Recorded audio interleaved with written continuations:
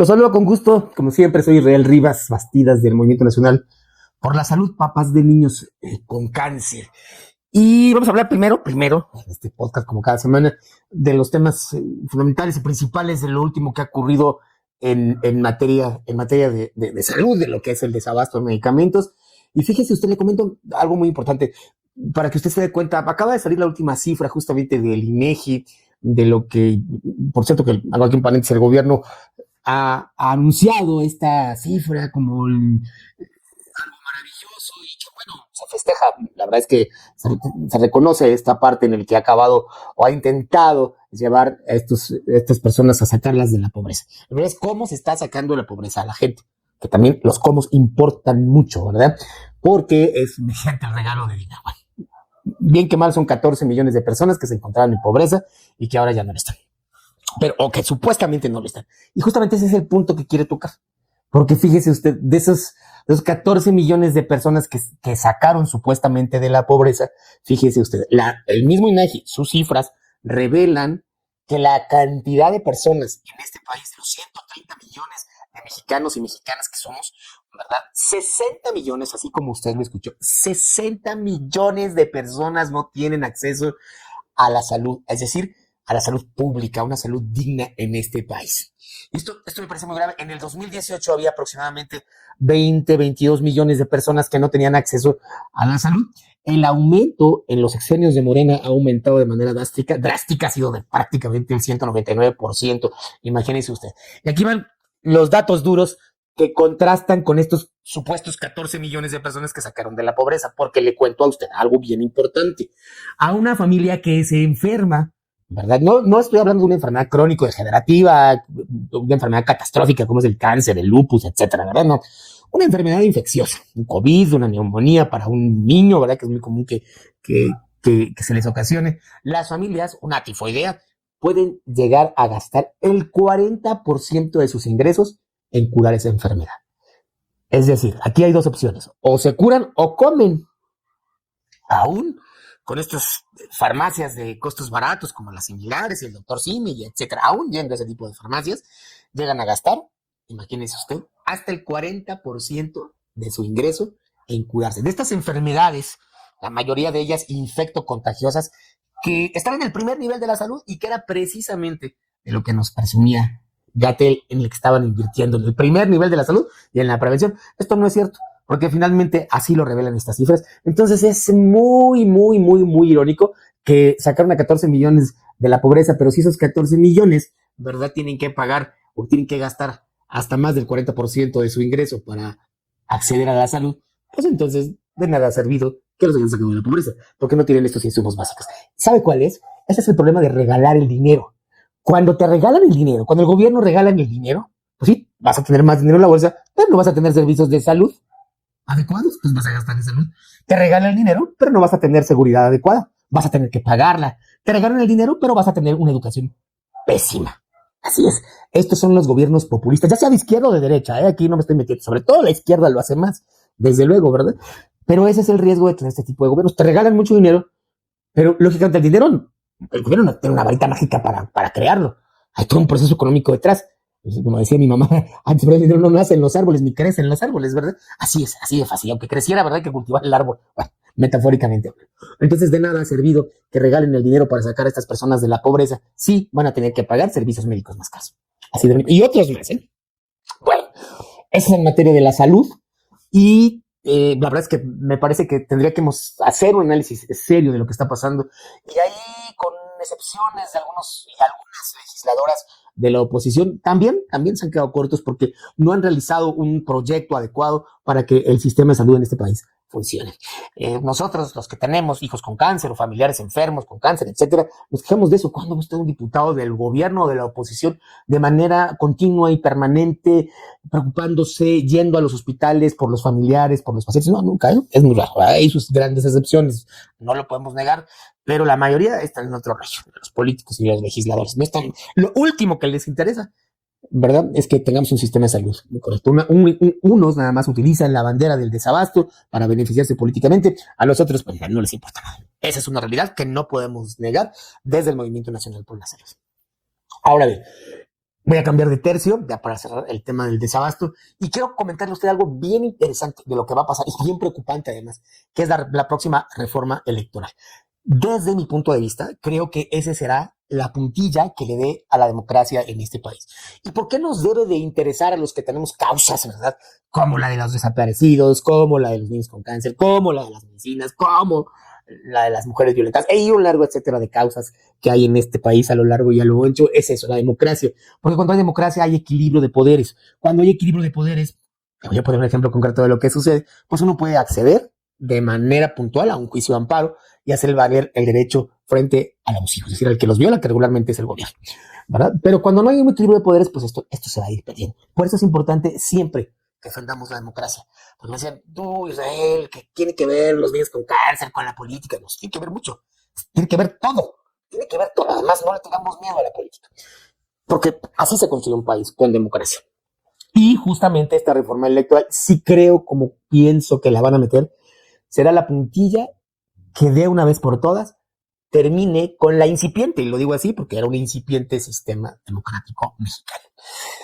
Y aquí le voy a hacer varias aclaraciones y puntualidades muy importantes. La primera de ellas, ¿quiénes están realizando, digan lo que digan, esta famosa comisión que hizo la presidenta, encabezada por quién? Nada más y nada menos que por Pablo Gómez, imagínese usted.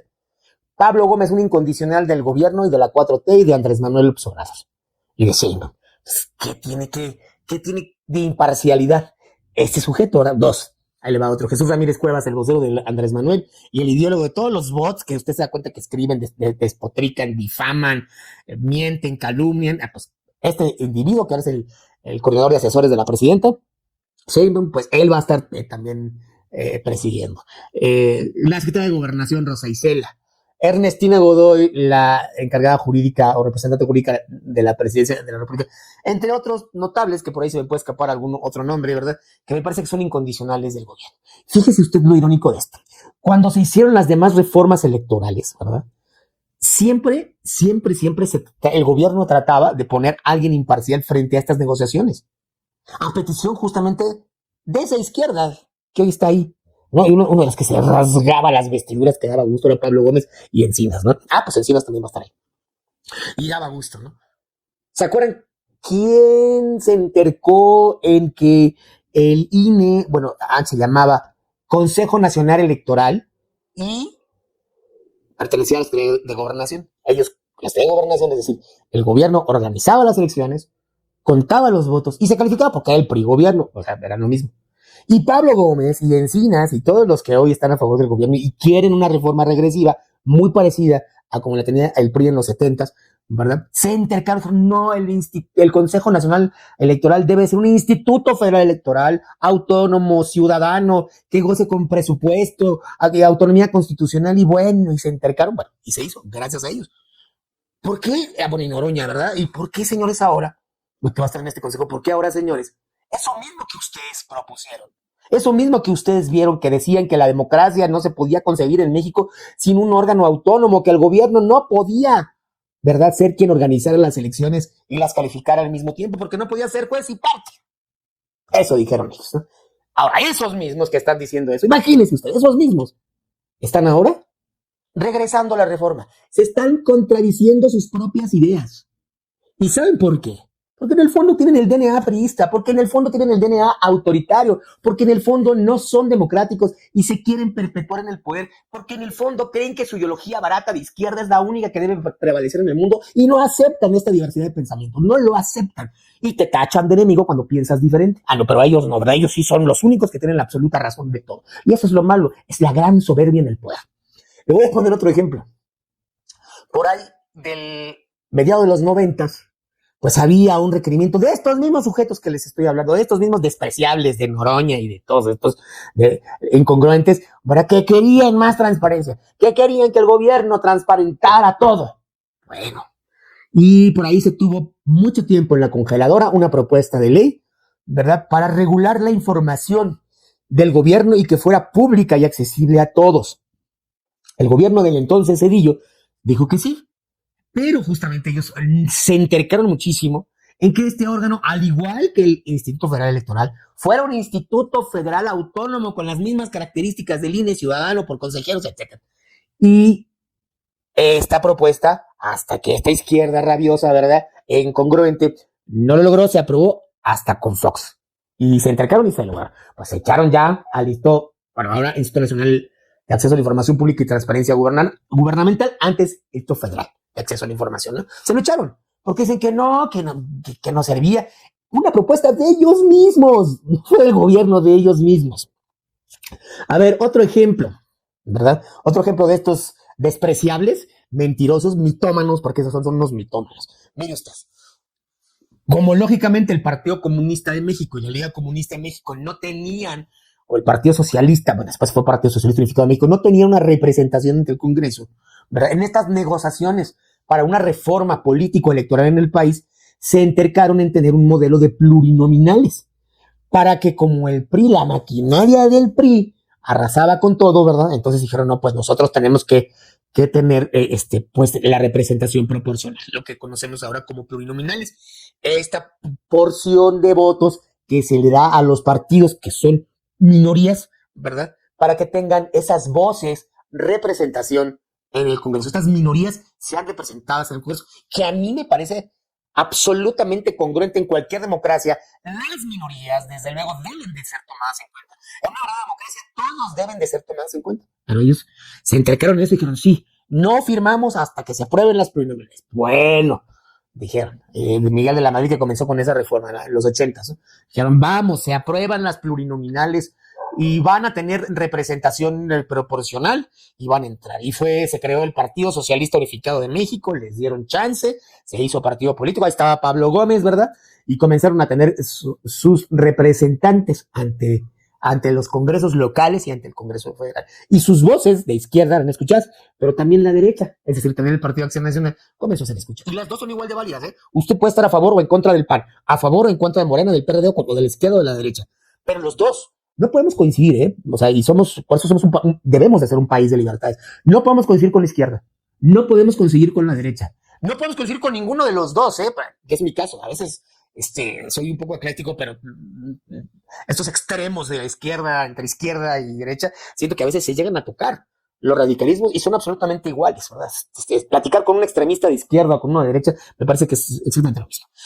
Y lo digo con mucho respeto, son válidas son respetables sus ideas. No digo que sean válidas y sean correctas. Las ideas se pueden llegar a respetar. Bueno, ni siquiera las ideas. Se respetan a las personas que ejercen su libertad para manifestar sus ideas. Las ideas están para discutirse, para sangolotearse. Lo digo de manera muy coloquial porque es la etimología de la palabra discutere, que significa sacudir, literalmente en latín. Y para eso están las ideas, para sacudirse, para sangolotearse y a ver cuál resiste más. Las ideas pueden ser o no respetables. Los que sí se respetan a las personas que las manifiestan. Y ahí hago una corrección, ¿verdad? Entonces, todas las personas y todas las organizaciones son libres de manifestar sus ideas y a nadie se les debe de prohibir manifestar y divulgar esas ideas, siempre y cuando estas no sean contrarias al espíritu de la ley, no promuevan la apología del delito, hasta algunas condiciones, ¿verdad? No vamos aquí a entrar en detalles, pero bueno, siempre que estas ideas, entre comillas, no violen ningún precepto, ninguna ley, pues adelante, cualquier persona es libre de manifestarlas y de marcar a un partido político con la ideología que guste y deben de coexistir. Yo siento que una democracia sana, porque ante todo soy demócrata, más allá de ser izquierdista y derechista, yo me considero una persona demócrata, que forzosamente la ciudadanía debemos de tener de dónde escoger y deben de existir las ideologías, porque en esa multitud de ideas algo siento yo que alguna vez va a salir bien, ¿verdad? O sale algo bien y los países progresan. La diversidad ideológica es básica para que una sociedad pueda avanzar y transitar hacia en todos los sentidos, en el desarrollo de la ciencia, del arte y todo, porque sin diversidad de pensamiento no hay avance de nada en ninguna nación. Entonces, agotando este punto, ¿verdad? Quiero decirles que es necesario que convivamos todos, que es necesario que en este país, que en este México, cabemos todos. Pero fíjense ustedes cómo son de mañosos. Todo eso que ellos propusieron, todo eso que durante años se intercaron, y fue su bandera y las angoloteaban de la democracia, que el PRI, gobierno, cuántos discursos escuché de estos ahora cínicos, mentirosos, hipócritas, cuántas veces escuché hablando de democracia y hablando en contra del PRI gobierno. No, es que el PRI gobierno tiene un estado, una maquinaria represora que que se roba los votos, una aplanadora de programas sociales. ¿Qué creen? Morena tiene exactamente lo mismo. Y ahora en el gobierno, ellos pretenden echar abajo los mismos preceptos que ellos mismos propusieron y que ellos mismos, imagínese usted, tomaron como bandera para llegar al poder político en este país. Lo que tiene hoy Morena, lo tiene por eso, porque ellos, hay que reconocerles, encabezaron esa lucha. Y también mucha gente de Acción Nacional, pero hay que reconocerles que esta izquierda también luchó por eso. Pero lo curioso ahora, que estos mismos que lucharon por la democracia en este país, que estos mismos que lucharon por no tener gobiernos autoritarios, por este conjunto de libertades, ahora están echando atrás todo. Van a desaparecer al Instituto Nacional Electoral y le van a quitar la autonomía. Va a ser el gobierno quien va otra vez a organizar las elecciones. Van a quitar los plurinominales, es decir, las minorías en este país, buenas o malas, llámenlo usted como quiera, ya no van a tener representación ni voz. Regresamos a antes de los 70s o los 70s. Y además ya desaparecieron a los institutos autónomos, que eran órganos de control, como quiera usted verles, ciudadanizados o no. Desde mi punto de vista, sí había mano a veces de los partidos políticos, pero en muchos casos sí estaban plenamente ciudadanizados, ya los han desaparecido. Así que, pues están echando la democracia en este país. Ya se echaron la división de poderes. Y el último resquicio que nos queda para la defensa de esta democracia era el Instituto Nacional Electoral y las leyes medio electorales que hay, porque el Tribunal Electoral lo tienen totalmente cooptado. Ya vi usted estas sentencias extrañas de violación por derechos de géneros en Campeche, en Sonora y en muchos otros estados, en Guerrero, medios locas, ¿verdad? Totalmente cooptados y totalmente a favor de Morena. Ya tienen el Poder Judicial Federal, electoral y el de los estados en su bolsa. Y lo único que quedaba, o lo único que queda, el único dique de contención que prácticamente está rebasado, es el Instituto Nacional Electoral. ¿Qué creo yo? Muchas voces son optimistas, dicen que sí, que no van a darle la puta. Yo creo que sí. Morena se va a echar todo. Sí, es ahora, nunca. Y nos va a costar. Así se lo pongo, ¿eh? Y se acuerdan de mí, nos va a costar muchos años sacarlos del poder. Y le voy a decir por qué con tristeza, y aquí voy a hacer un ejercicio de autocrítica. A los ciudadanos tampoco nos ha interesado defender este país. Tampoco nos ha interesado defender la democracia de México. No nos ha interesado. ¿Se acuerdan que en Israel Netanyahu iba a hacer exactamente aplicar la misma receta que se aplicó ahora con el Poder Judicial? Iba a desaparecer la corte. ¿Y qué sucedió? ¿Qué sucedió en Israel? Bueno, salieron millones de personas a la calle de una manera impresionante. Hace un poco más de 3, 4 años. Y le echaron para atrás la reforma judicial en Israel. Y a Netanyahu ya le dio miedo. Dijo, no, la gente no es tonta. Aquí sí nos tontea. La verdad, Morena nos tiene tomada la medida de manera absoluta. ¿Sabe qué? Inclusive le voy a decir, a Morena le conviene que marchen. A Morena le conviene que marchemos. Las marchas son en realidad un catarsis. Usted sale a marchar y se desinfla. El paso siguiente el otro día es ya a su jornada normal. No pasó nada, no hubo nada. Y ya sirvió como una catarsis para que descargara todo su enojo el ciudadano y su ira. Y creo que es exactamente lo mismo que va a pasar ahora. Si salimos a defender al INE, como lo defendimos con la marea rosa, va a pasar exactamente lo mismo. El gobierno nos va a decir, vayan, salgan. Creo que necesitamos medidas mucho más drásticas. Esto no quiere decir la violencia, ojo, no lo voy a tomar de esa manera, pero sí necesitamos medidas de resistencia civil pacífica mucho más grandes. Y no me estoy refiriendo a que vayamos 5 a ponernos en huelga de hambre o a tomar las instalaciones de la Escuela de la Defensa Nacional ahí en Periférico Ilegal, o conscripto, que es la continuación, ¿no? No estoy diciendo que 5, no. Vamos 20,000, vamos 50,000. A eso me refiero. Sí, porque si vamos 5, pues es lo mismo que nada, ¿no? A eso me refiero. Mientras no tomemos en conciencia que si no hacemos realmente algo importante para este país, se lo va a llevar la gorda. Y se lo está llevando la gorda. Y vamos a pagar un precio muy alto. Lo que me da tristeza es que ese alto precio lo vamos a pagar nosotros. Sí, parte nos va a tocar vivir tiempos muy complejos y complicados, pero ¿sabe qué? También, desafortunadamente, lo va a pagar y lo van a pagar nuestras hijas y nuestros hijos y nuestros nietos, con creces, porque la recuperación, no solamente de la democracia, sino de la economía y de las instituciones de una nación devastada, cuesta mucho tiempo. Lo mismo le va a pasar a Estados Unidos, se siguen por la misma ruta. Bueno, nos vemos la próxima. Qué gusto siempre hablarnos. Póngame sus comentarios, escríbame aquí abajo, póngame, opíneme con mucho gusto. Yo le respondo, le recuerdo mis redes sociales. Siempre me va a encontrar como Israel Rivas Bastidas o Israel Rivas, así estoy en Facebook, así estoy en Instagram, así estoy en TikTok, que todavía no subo muchos videos ahí, y así estoy también en Twitter, lo que es ahora.